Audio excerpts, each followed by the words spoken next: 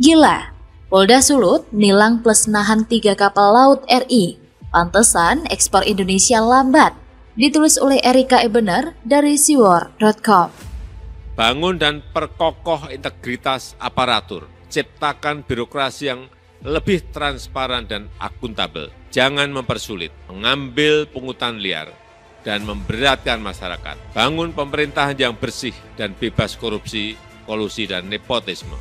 Penjaga NKRI, Pancasila, Konstitusi, dan Bhinneka Tunggal Ika. Presiden Jokowi bukan hanya memahami prinsip-prinsip ekonomi dan bisnis, tapi juga menerapkan prinsip tersebut untuk melawan elit-elit yang ingin untung sendiri demi kesejahteraan rakyat. Bahkan Presiden Jokowi berani melawan negara-negara besar dunia demi rakyat Indonesia. Saya perlu peringatkan kepada seluruh lembaga, pada seluruh instansi, mulai sekarang ini stop yang namanya pungli.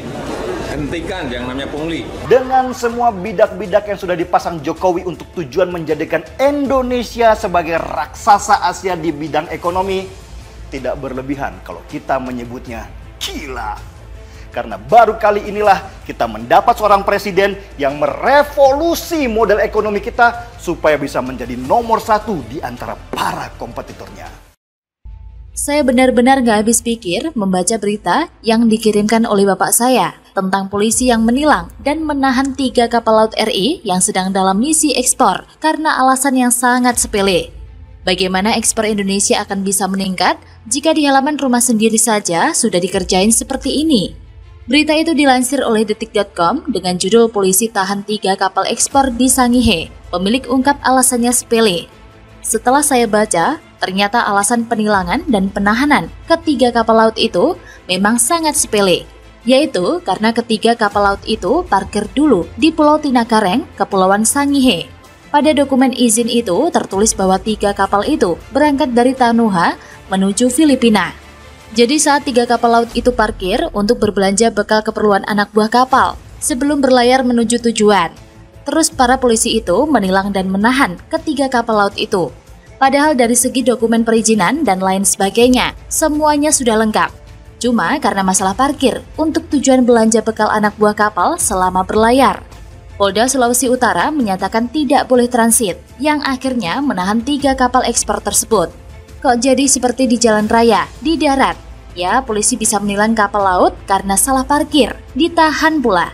Memang ada lembaga kepolisian RI, ada yang disebut Korps Kepolisian Air, dan Udara Badan Pemeliharaan Keamanan Kepolisian Republik Indonesia, atau biasa disingkat Korpolairut Baharkam Polri, yang tugasnya adalah mendukung tugas-tugas kepolisian lewat air, atau sungai atau laut, dan udara.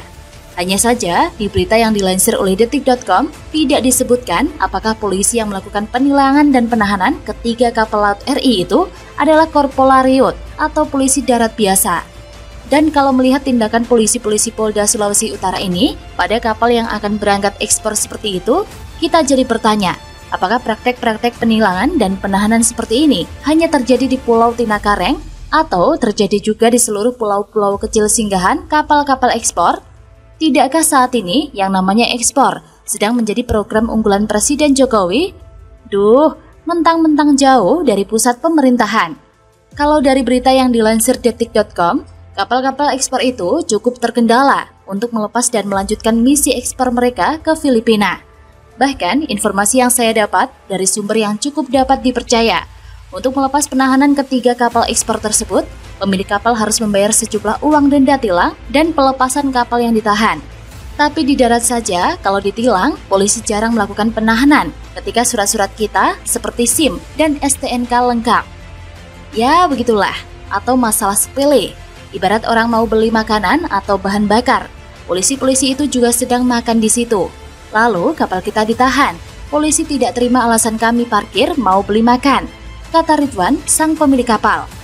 Masalah kapal ekspor itu tidak hanya ada pada waktu saja, tapi juga masalah barang yang diangkut akan menjadi rusak jika polisi-polisi itu tidak segera menjawab atau menerangkan penahanan tersebut. Ini kan juga barangnya barang legal, bukan barang ilegal. Kalau mau diperiksa silahkan, gak ada masalah, semua dokumen lengkap, gak ada istilah kucing-kucingan, sambung Ridwan. pejabat berwenang di Polda Sulawesi Utara yang berpangkat Kombes. Saat dihubungi pihak media, mengatakan dirinya masih belum bisa memberikan penjelasan lebih lanjut soal alasan penahanan ketiga kapal ekspor tersebut. Saya cek dulu, katanya. Benarkah sang pejabat Polda Sulawesi Utara itu melakukan pengecekan? Karena ini biasanya loh.